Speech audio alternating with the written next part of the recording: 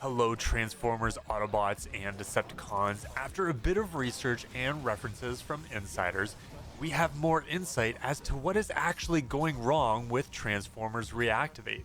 Now, keep in mind, take it with a grain of salt, as this may not be the full reason, but it heavily influences what is going on behind the scenes and why we haven't received a good update. Now, I'm not going to pretend like I know everything that's going wrong with Transformers Reactivate right now. However, it seems like this could be a very real possibility on top of other issues as well. So please keep that in mind when I am talking about everything that I'm about to share.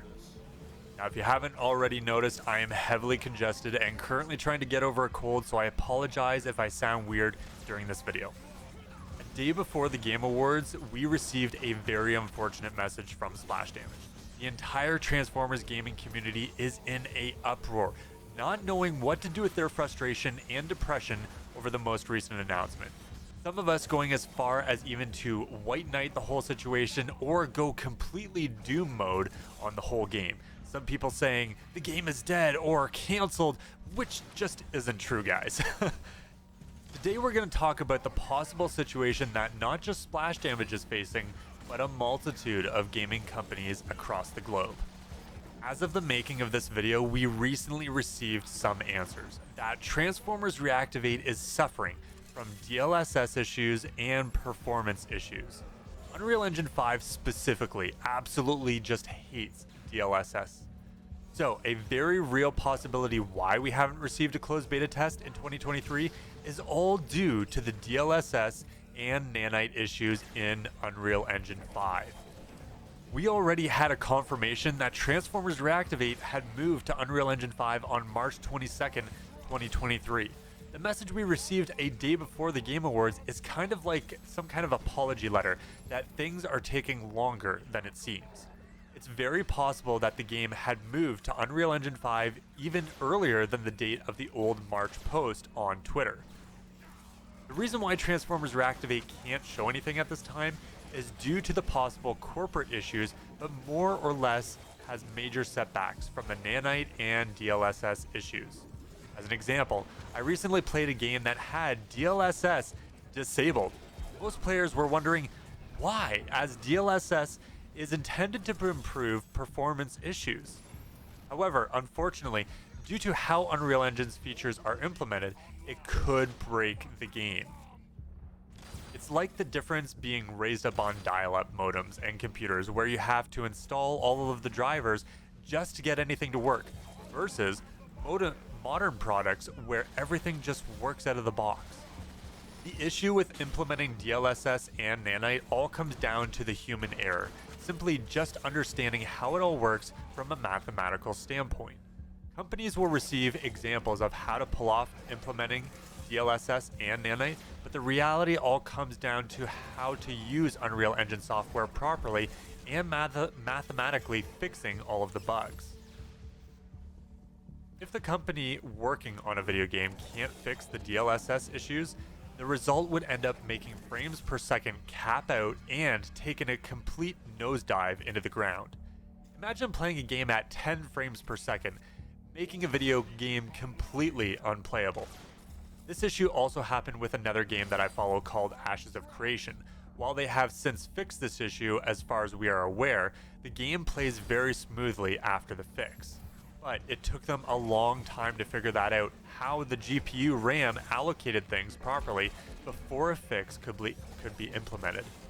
Now, most of this information comes from developers that know their stuff and work on the game, but hopefully I can explain it in a way that doesn't completely lose all of you guys.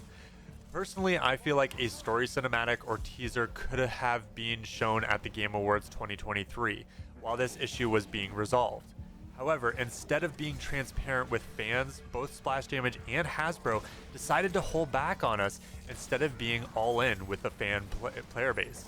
Now, I'm sure there's so many more other things and reasons why they couldn't have done a story trailer or anything like that, but now the issues I have brought up today are just some of the things that companies don't want to tell you about. This could very well be what Splash Damage is facing with Unreal Engine 5, but what was told to us in the message a day before the Game Awards is more or less a recap of what was told to us back in March of 2023. I simply think that Splash Damage is taking longer to work with Unreal Engine 5 than expected. Nothing more, nothing less. Some possible more devastating news is that we may not receive any new updates until as late as Q3 of 2024. Which is absolutely insane considering the game has been in development since late 2017. Developers can't even give you a good timeline because they don't know when these things are going to get fixed, which is almost a 5 or 6 year development cycle with next to no information or marketing from the developers. But all of this may line up with what I was told back in the summer of 2023 about potentially seeing a beta mid-2024 and possible launch or deadline as late as sometime in 2025. I can't imagine the blood, sweat, and tears all of the developers are working their hearts and souls out on this game are feeling right now. Some even Transformers superfans like you and I that just wanted to showcase this game to each and every one of us. But until all of those bugs and issues are fixed, the game we all extremely are excited for could be pushed back for a while. So, like a wise director from Final Fantasy XIV once said, go play some other games while you wait, and come back to a new patch when it's available. Regardless of fans not being excited for any new TFR news, there are tons of other games that could be announced in 2024 that are coming in the next year and are going to be super exciting, even if they're fillers. There are lots of games that TFR fans, community content creators are also going to play, such as MECHABREAK, or The First Descendant, and various other Transformers-like games that are out there, maybe Gundam anime kind of style-like games, but they're mecha, like robots, fighting against other robots. It looks really cool. MECHABREAK being one of them, and I'm actually super excited about that game. Hopefully we can get into the beta. We'll see how that goes. It's going to be at the end of this year, but it's going to be super, super exciting to be able to play that game when it does come out. It looks like a ton of fun, and if we can showcase it on our channel, that would be even better, and I would love to showcase that to you guys while we have some filler content while we're waiting for Transformers Reactivate. Just wanted to throw that out there, guys, and if you guys want to see some of those games that were announced at the Game Awards, let me know. I would love to play alongside other TFR community content creators and play alongside you guys as well, playing some awesome new epic games while we wait for Transformers Reactivate. I personally feel like that's something we all need to do, is just chill out and wait for the next big update in 2024.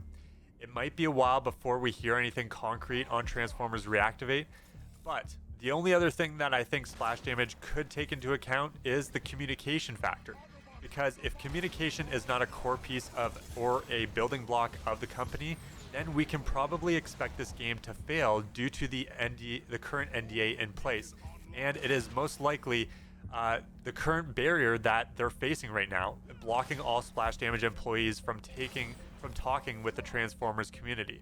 So that's probably just one of the big factors that we need to take into account, is that NDA is a massive barrier for them. And it's just one of those things that we just really need to be thinking of for the Splash Damage employees and everyone that's working so hard on this game to be able to complete. There's probably a lot more things that I haven't covered in this video that could be the very real reasons as to what's actually going on with Splash Damage and Hasbro.